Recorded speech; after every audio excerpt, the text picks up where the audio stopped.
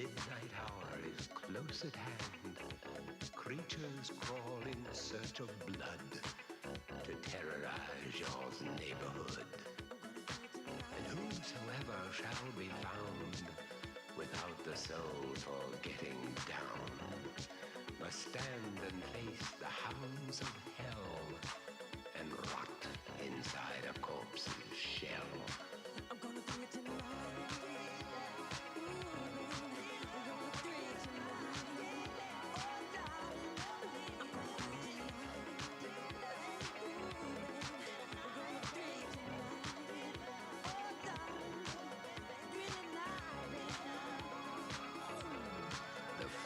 Stench is in the air, the funk of 40,000 years, and grisly ghouls from every tomb are closing in to seal your doom. And though you fight to stay alive, your body starts to shiver, for no mere mortal can resist the evil of the thriller.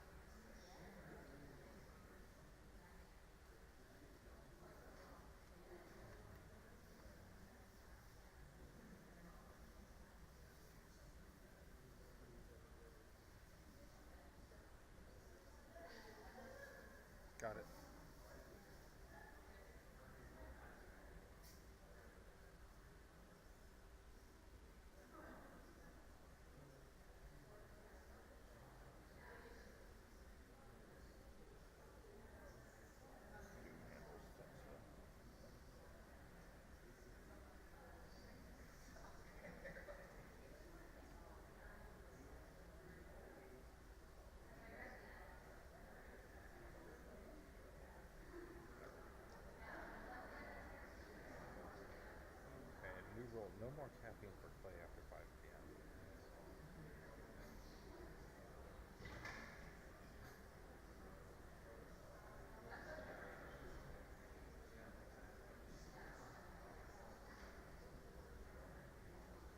I can't tell from this angle.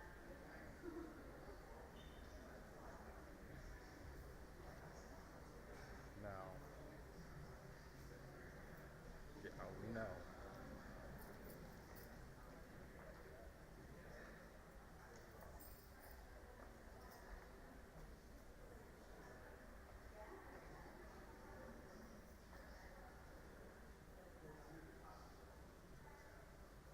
Those flights are coming down.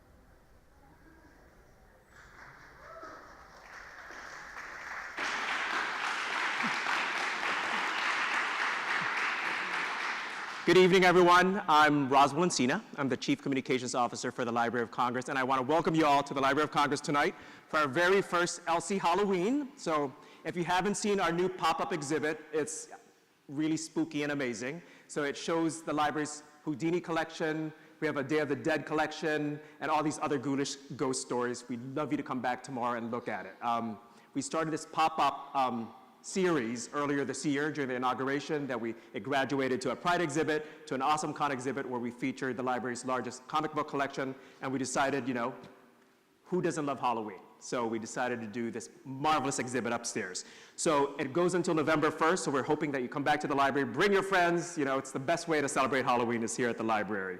Also, if you have nothing going on tomorrow afternoon, please come back. We're showing Hocus Pocus. It doesn't scream Halloween more without Hocus Pocus, so we would love you to come back. And there are other great events coming to the Library of Congress in the next couple weeks. We have Christopher Nolan here next week. He's discussing his filmmaking process from Dunkirk to Memento, so we're looking forward to that. And a long list of other great programs coming to the library. So please go to loc.gov for a long list of these programs. And these programs would not be possible without our generous sponsors. So if you enjoy these free events, we encourage you to go to loc.gov/donate. I know why you're all here tonight. You're not here to listen to me talk about, you know, our housekeeping stuff here at the library. So let's get to it. In 1999, the most successful independent film was released to America. We all thought it was real. We all got scared. It was made with only $60,000, and it generated more than $250 million.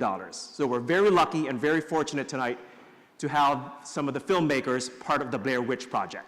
So please welcome Eduardo Sánchez, the co-director, Mike Monello, the co-producer, and Julia Myrick. I love her title. She's History Fabricator. Please welcome them here to the Library of Congress tonight.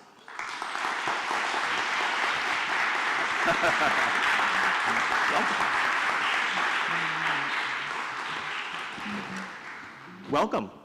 Thanks. I can't believe it's been almost 20 years, and I have to be honest, when this movie first came out, it scared the out of me. I mean, the last time I saw it was 1999. I had to rewatch, I rewatched it today, and I have to be honest, I was a little scared to watch it again. Because the first time I watched it, I couldn't, you know, sleep for the next couple days, so I'm a little nervous what's gonna happen to me when I go back tonight. Did you ever imagine we'd be talking about this film 20 years later? No, absolutely not. I mean, you know, when we did it, we knew we had something cool, and we knew that, you know, everybody we pitched it to was, you know, got excited, and it seemed like it was our best idea. But no, I mean, we just hoped for, you know, a little video deal maybe, and just enough money for the next film. So, and then once it blew up, it was kind of like Mike and I would, you know, we'd shared an office. And we would just come in every day of like a different thing. Like, what, did you see this? And I remember when he came in and brought the cover of Time magazine, it was just like, it looked like one of those Time magazines you do at like Ocean City, and you put yourself in the, you know, I was like, so yeah, I mean, it was complete surprise. And also just the fact that people are still talking about it is just amazing. You know, where did this idea come from? I always wondered, like, was it based on some other folklore, or did you just make this whole witch legend up?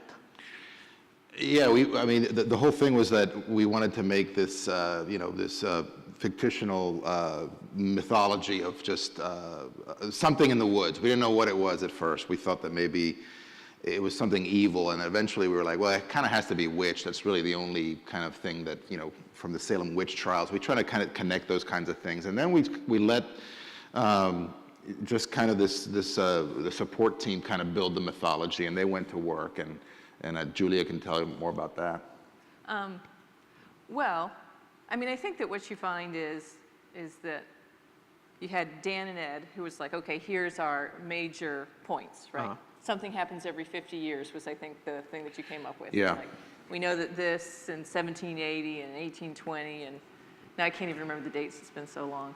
And then Ben came in, myself, and Christian Guevara. We were the three kind of history fabricators. And Ben really loved the Blair Witch. He's a super horror maven, and I think one of the lucky things of the process was when you love ghost stories, you tell ghost stories the right way. And then you're like, okay, I'm gonna bring in some other people. I need this fleshed out. The audience was asking for answers, and so then you bring it, well, how would I find the answer to this? Let me go look up in a history book and let me say what I want to say to you based on what I would have found in a history book. Roger Ebert, his review was, this movie was ingenious. And I think it was. I think, like everyone else here, we all thought it was real. There were posters going out that these 3 hikers were missing. So I walked in and left that movie thinking, oh my gosh, 2 hours down the road, these hikers are missing and I could be the next victim.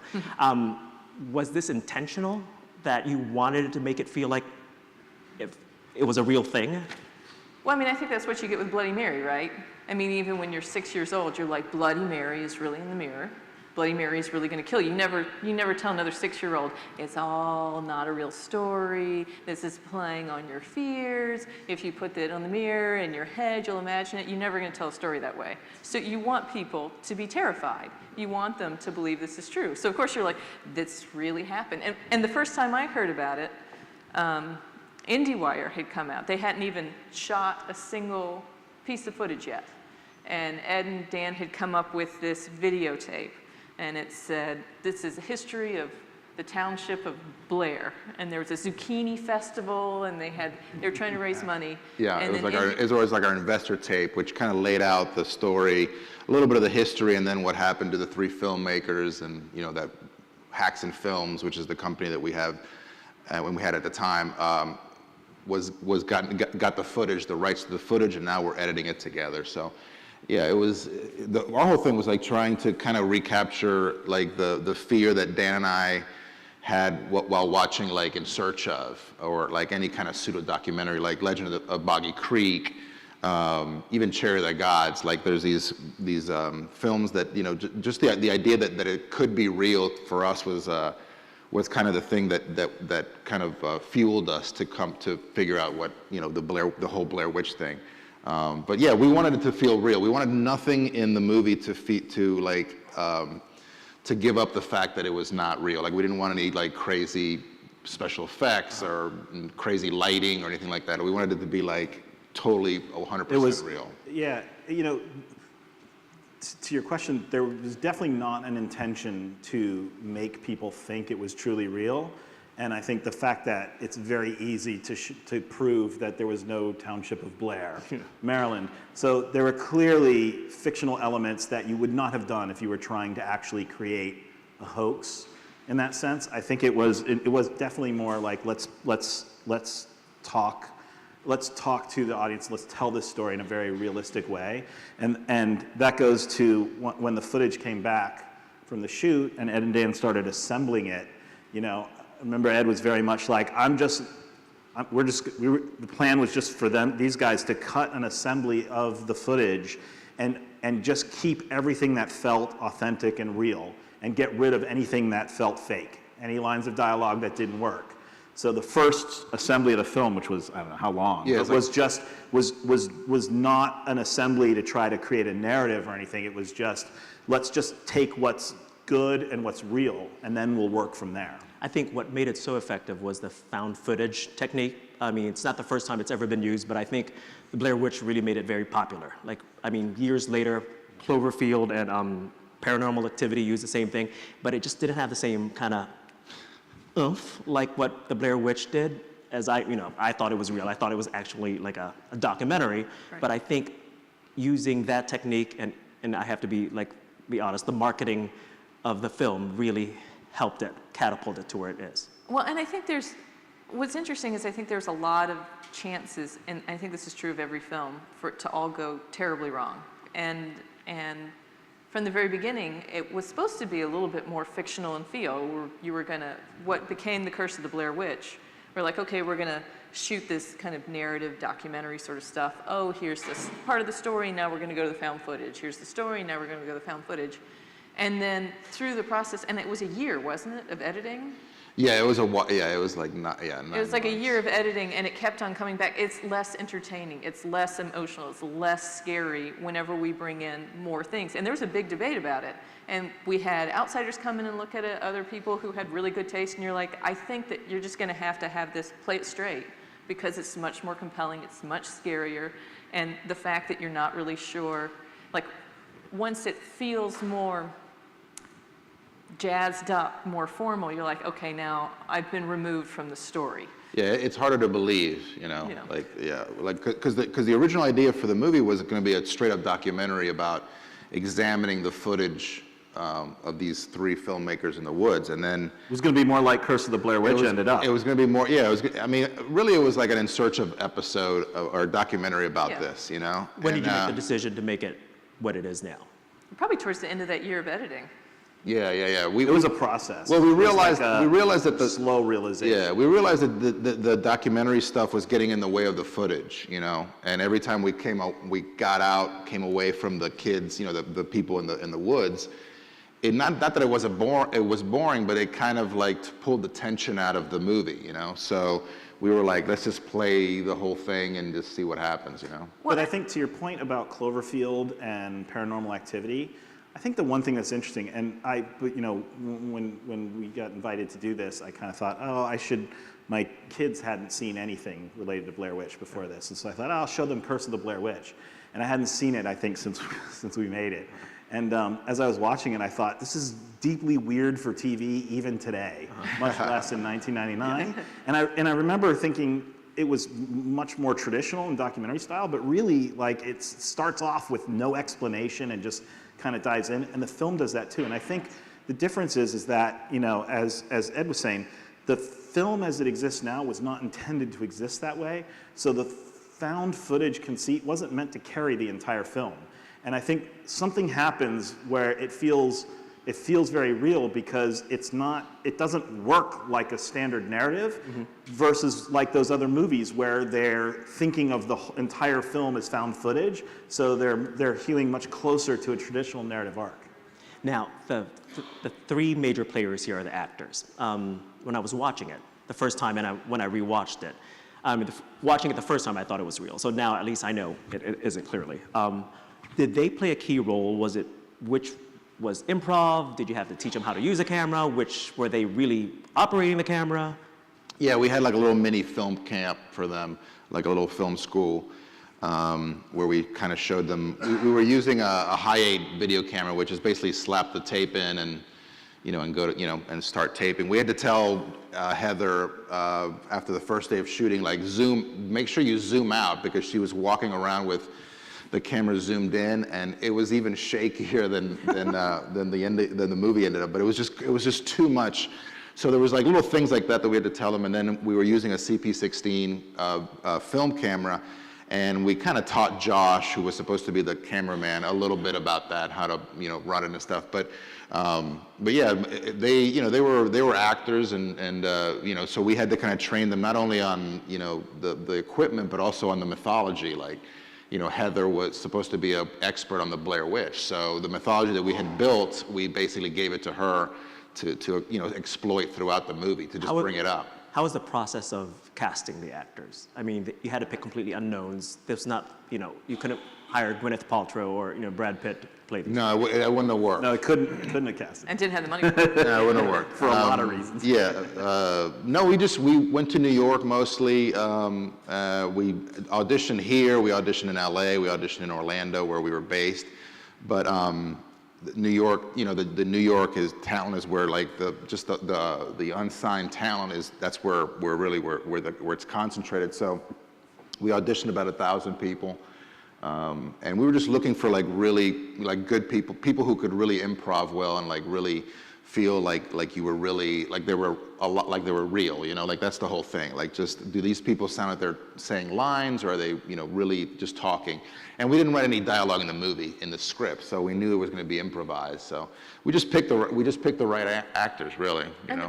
The best part of that story was, you know, they immediately walked into a fictional moment. So Heather walked into I think it was the prison guard thing. So as you went into the elevator, it said, "This is what panel was it?" It was, it was like parole, probation board, parole. Right. They Right, go right, in and right. they're like, "Why should you committed this murder, you've shown no remorse, please explain why we should let you back out to the general population." And there's no warning, right? You're just walking into an improv moment. And she was like, "Well, you shouldn't let me out." Yeah, Like, yeah, no, I mean, "Oh." that's the thing. It's like you really found out exactly who was good and who was not so good at improv in the auditions. But we just throw as many curveballs at them as possible and switch the situations up and just see what they came up with. Let's talk about the story itself. I was talking about, you know, it's probably the most legendary ghost story in cinema right now. What was the process of creating the story? How did did it evolve from a basic ghost story to a faux documentary almost? Well, I feel like, I mean, so it ends up being a multi-stage process, because you start off with what compels you, right? So Dan and Ed were like, their first issue was, what will you believe that you can see that we can justify spending no money on the camera work? Because the fatal flaw in all student films is the camera work is terrible. And so you're like, so how can you make that weakness a strength? So they went out there and they're like, it's going to be the Blair Witch, we're going to give this backstory. And then once we started editing it and it came out on, this is what we were talking about the other day, split screen. Yeah. Then split screen people were like, what is this story? Is this a true story? You have to tell me more about it. And John Pearson, who really gave Blair its original break, premiered it on split screen, opened up his bulletin board system, which was supposed to be about independent film. And then everybody was like, I need to know more about this witch. What is this thing about Burkittsville? Do you have the footage? We want to know more. And then we had to launch a website. And then the website had to develop answers to all these questions that everybody But this had. was 1999. I mean, there was And it no was a Facebook year or before the Twitter. movie came out. Yeah. No, there was 98, nothing. So it was before the film was Yeah. even edited. So I'm Yeah. like, do you think a movie like this would be as successful as it was in 1999 in the world of, you know, Twitter and Facebook, when, you know, in a 10-minute period, people could say that, oh, this is not real. There's no real Blair Witch out there. I think yesterday There's no we were missing saying- hikers. It can be. I mean, the whole is it real, is it not real angle would not fly at all, but I think we still see that people want to play along with great stories, in particular great ghost stories. So I think it could be done. It wouldn't be done the same way, and I think the story wouldn't be necessarily told the same way, but absolutely. Like when you look at internet myths like Slender Man, I think that's an example of people participating in a new kind of ghost story mythology in very interesting ways, in very similar ways that people did originally around Blair Witch, particularly in that period of time between the website launching and the movie premiering at Sundance, and then that, you know, from Sundance to when it premiered in cinemas, which was practically a full year. I mean, USA Today said this is probably the first movie that ever went viral, Right. especially how technology was in 1999 or 1998 and 1999 compared to what it is now. Right. So how do you feel how the viewers or the audience reacted after watching it? You're going to have to answer that question. About going viral? Yes, or like the response that you got from the audience after they saw this movie. Well, I don't know. For me, I suspect we'll have different answers because we got I have a very different, like I think to a lot of people, particularly in Hollywood, Blair Witch came out of nowhere, right? And it didn't get on their radar until maybe Sundance. But for us, by the time we were at Sundance, right? Like I remember distinctly, it was a midnight screening, the premiere, and we were there. And I had been to Sundance a couple of times before because I worked at a film festival, and so I knew the environment. And we're standing there at that midnight screening, and if you've ever been, there's like, the film had sold out before the festival started.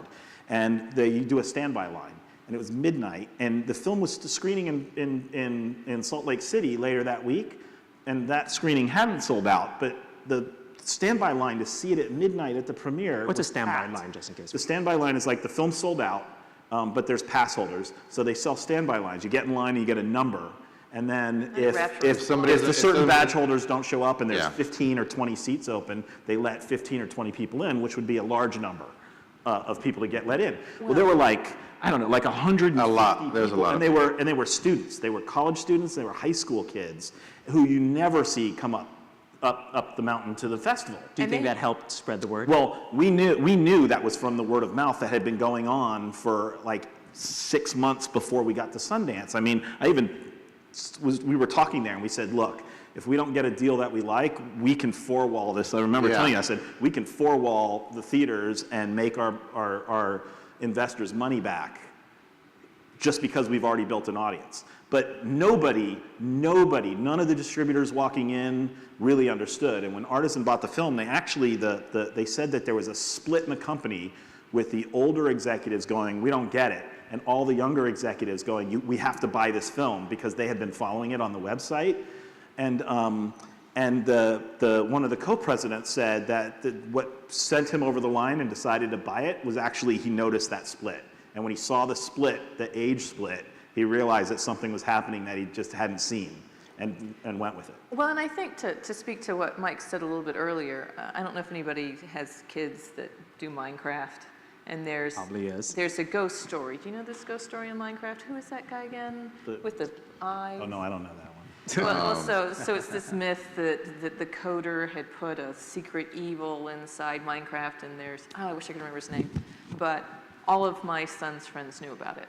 And then it became an excuse of, I didn't blow up your world, that evil ghost blew up your world. And because of my history, my son's world got blown up. Oh, I don't know who blew up your son's village. It wasn't me, it was, I saw this evil character that's in the code. So I sat them down, and I'm like, let me explain to you how a viral myth starts. And how you cannot use a viral myth on me to lie about blowing up my child's village. But looking at that again, like, in some ways I'm like, oh, you can't do this again because the audience is too savvy. But my son's not too savvy. He's like, I think maybe this evil ghost inside Minecraft actually did it. And I'm like, no, you want to believe that. Right. Everybody else has picked it up. Every 12-year-old boy is like, this is true. I've seen it. I'm going to perpetuate the myth. I have witnessed it. Yes. My story is also a true story. So I think we're constantly doing this to ourselves. Were you guys ready of the tsunami that happened when the movie came out? I mean, I remember watching the cast on The Tonight Show, and they were all kind of like deer in the headlights of what was happening. How did you guys react to it? It was, it was just like a crazy ride, and it was like one thing after another, and we kind of became like a little bit desensitized to it. And I think that the fact that we were, there was 5 of us in the company, and then there was other people all around us that had, we had really built this movie up as a community.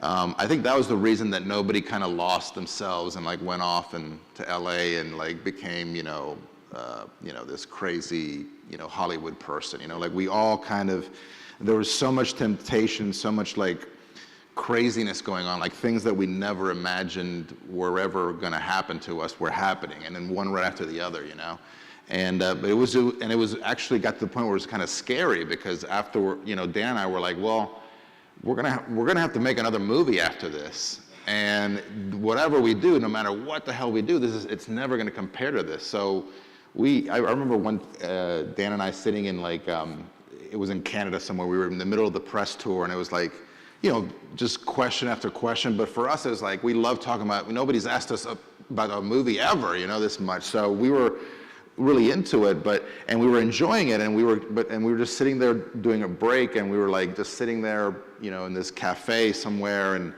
we were like, man, this is never gonna happen to us again. We have to like enjoy it, and we were like, yeah, absolutely, this is never gonna happen again. This is like a miracle, and we just have to kind of ride the wave and see where it takes us and not take ourselves too seriously. 20 years later, or almost 20 years later, how do you guys look back at this? I still think it's an amazing phenomenon. I think what I've been talking about today, coming through the Library of Congress and looking up the paraphernalia and remembering some of the interesting things that I got into at the time was, I'm like, oh, I'll go to the land records. I'll write down the land records for Blair Witch. I'll I'll help fabricate this part of the story. And we had lots of conversation about true fakeness and fake. This is a fake document. This is a true fake document. And this is a true document that's unrelated to the story at all that we've used to bring in some credibility. And because of that experience on that, I've continued to be, oh, Bigfoot could be real. Here's a fake document. Here's a true fake, the Loch Ness Monster. And then today, when I see things like, just in the modern age, you're like, is this a true story? I need to look at the source material, because I know from my experience, I'll say, here's a piece of source material.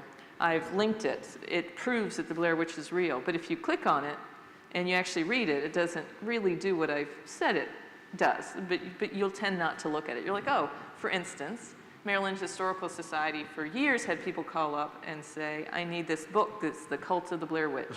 It was published in 1870. There's one copy. You have it because it says it on this website. And they're like, it doesn't exist. And they're like, so you won't show it to us? And they're like, no, it doesn't exist. It's not a real thing. There's no such book. And they're like, well, you had it. And now, so we put on, it's in a private collection. So people would leave the poor Maryland Historical Society. They still won't show it to us. They still won't show it to us. I don't know. And then, so it's just a cover, and there's some stuff that we fabricated for inside it. But I think as I was fabricating more documents, then I would look for the documents that I fabricated, because I'd reference them very well. I wanted it to look accurate. Like, here's the Dewey Decimal Note, here's the code, and I'm like, this isn't here. Oh, because I made that up. There's a book, The 13th Warrior, where he was like, the true story of Beowulf. There was an Arabian man that joined the Vikings to kill Beowulf, and he had references in the back of his book, and he had the same problem. I remember feeling sympathy with him. I'm like, I know. He's like, I spent months. I know that this is what inspired me to write this. Oh, no, that's fake. I faked that. Oh, it's not there. And so just today, I was looking at these old notes, and I said, oh, look at this interesting thing that I had come up with. I'm going to Google myself to see what else I did. And then there was somebody that was saying, oh, this Cult of the Blair Witch book isn't true, but here's 10 true things. A very obscure website, top, like, factsoftheworld.com, something very strange. And I'm like, oh, look at these true stories. I instantly believed they were true. This is my business. You can say anything. Somebody needs to make money selling the top 10 things. I have no idea if the first one that they said was a true Maryland witch story, but I believe it because it came from the most obscure, least referenced place ever. And I'm like, well, you said I was a lie, which I know I'm a lie, so you must be the truth teller. Which actually goes back to the question you asked about if you could do this again today. I actually think that we probably went way deeper in fabricating the narrative for the myth for Blair Witch than most fake news sites do to fabricate the slight evidence that they use that people willingly believe now.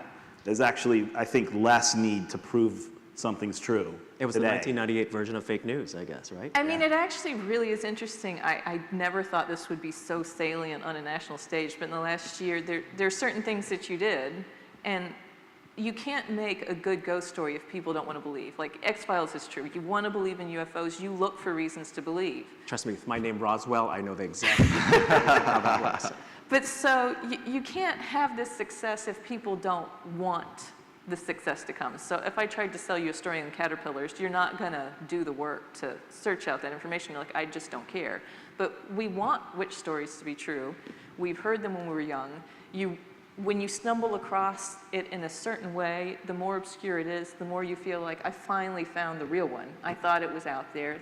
I know that this town is nearby. You don't investigate. We had even private investigators who were like, I've always wanted to investigate a witch story. They really did. And so they spent 3 weeks trying to figure out how they could help us find these 3 students, and finally called us up and like, I'm having a lot of problems tracking the information down. But part of it's because they wanted to believe the story was true. And so if you have a story, and it doesn't matter if it's more of a factual story or a mythological story, you're like, I want to believe my worldview is true. I want to believe this person is horrible or this person is great, and this obscure site said that this thing was true, and they're saying nobody's reporting it because you don't want to hear the truth. Yeah. The Maryland Historical Society doesn't want to show They're this hiding book. it. They're hiding Yeah. it. I mean, the thing is that when it comes to ghost stories in particular, I think it's human nature to want to believe that there are forces at play in the world that are affecting our lives that we have no control over.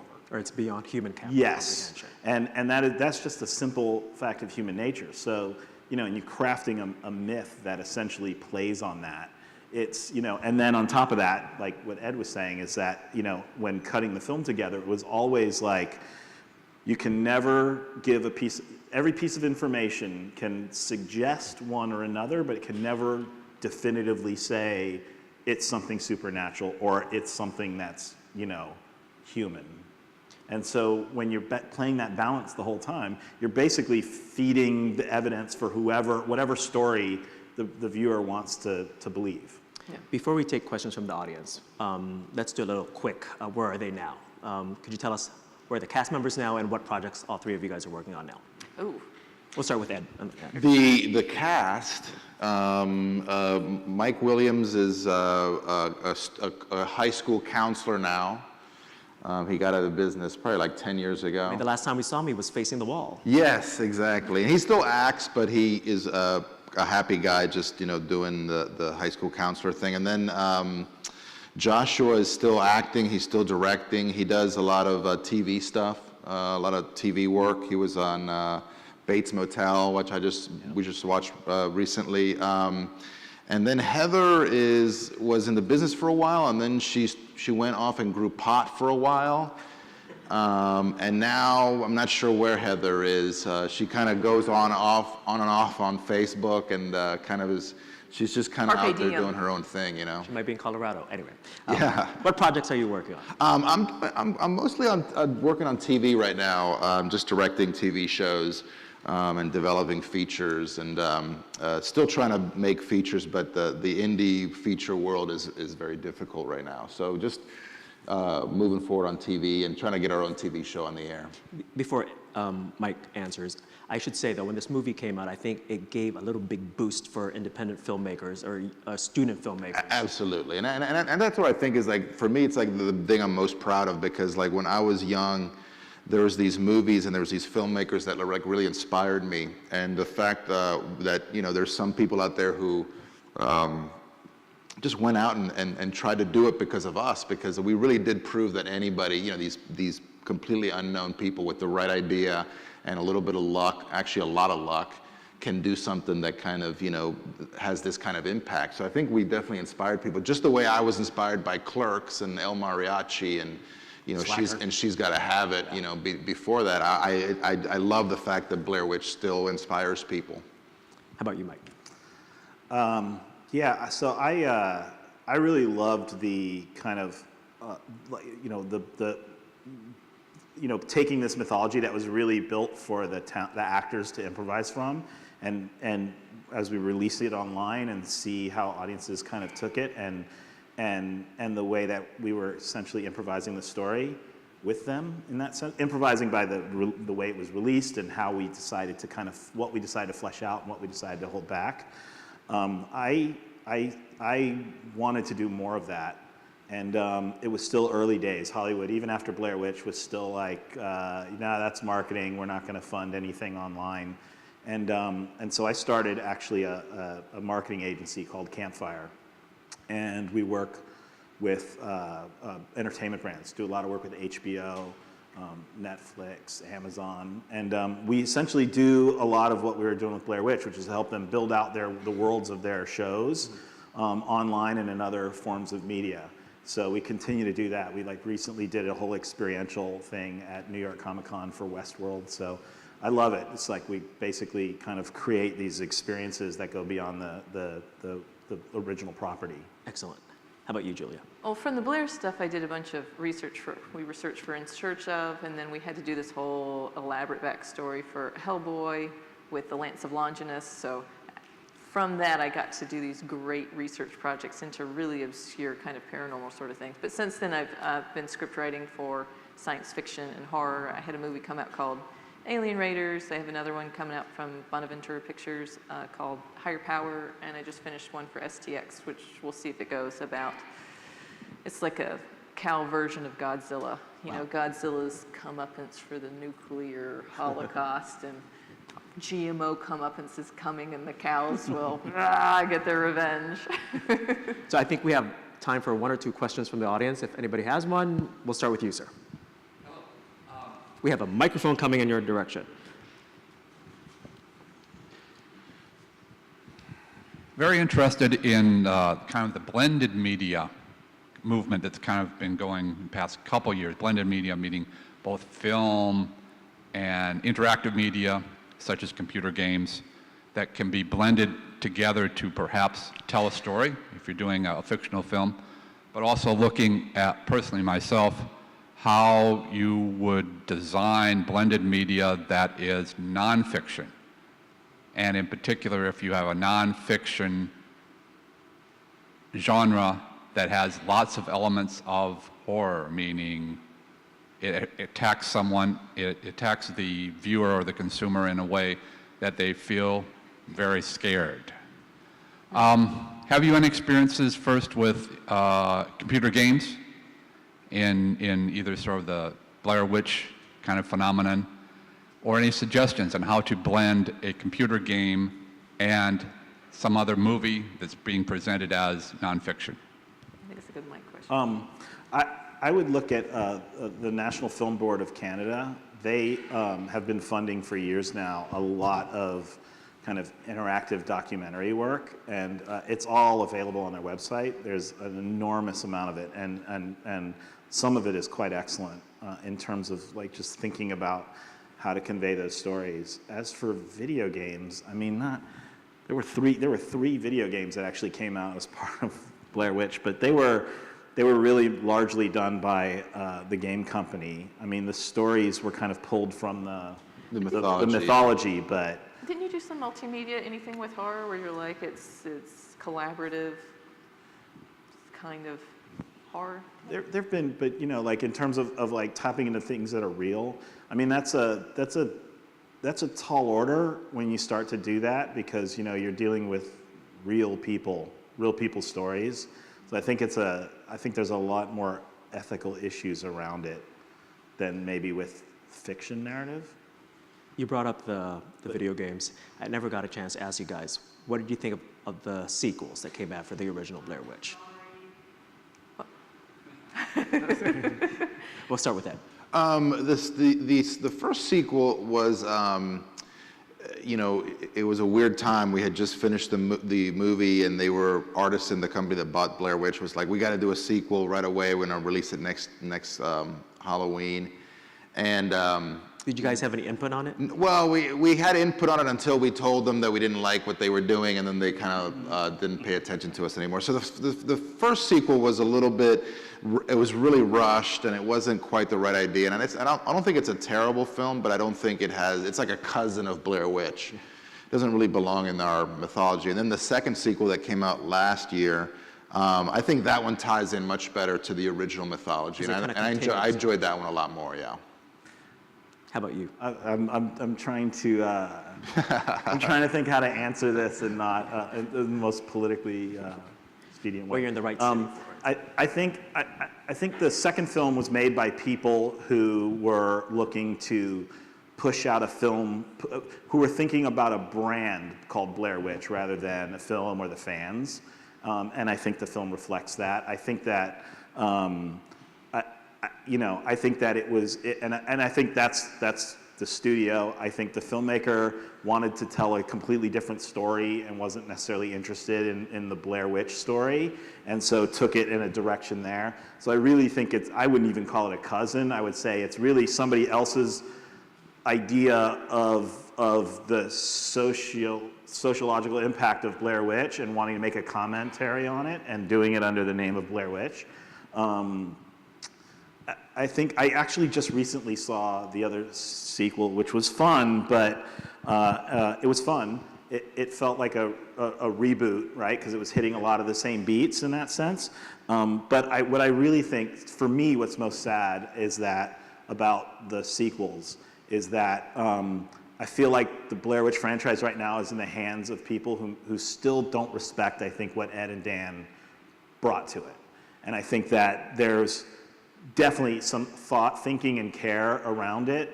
And I think that the original ideas for how a franchise would actually roll out were, in my opinion, infinitely more interesting and more commercial than what has come out to date.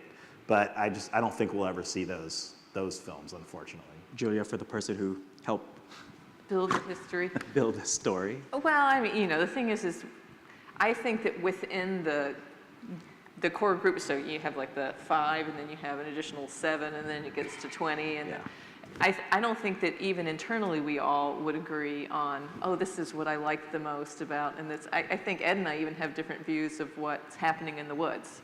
I have a whole, the Native Americans, and there's a specific incident that happened, and it's the evil that was there the whole time, and I have a whole story in my head, and that's the story I want in the sequel, and I don't think that they would do that one, and I think Ed might do something a little different than Dan, so it's hard to pass judgment on anything. So you think it's never going to be like Friday the 13th, mine should 12 or happen. something, right? Like the Blair Witch 15.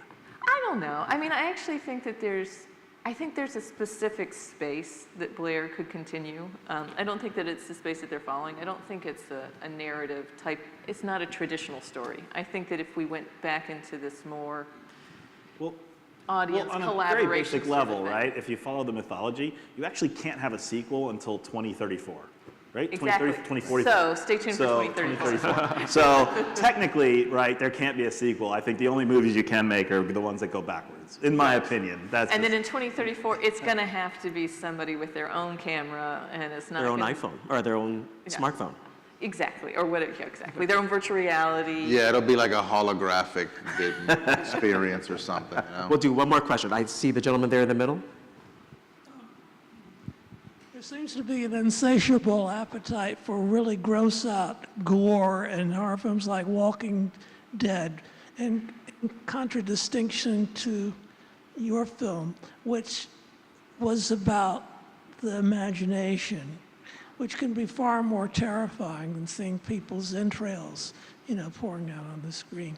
So why do you think today we're so fascinated by zombies and so forth? And do you think it's an excessive amount of violence being perpetrated on the screen?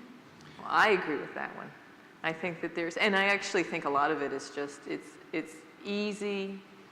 And including in script writing, right? It's easy to say, and then their head gets chopped off, right? And if you're going to say it was really the person was terrified of dying, that's much more complicated to do correctly. Instead, you're just like, I'm bored.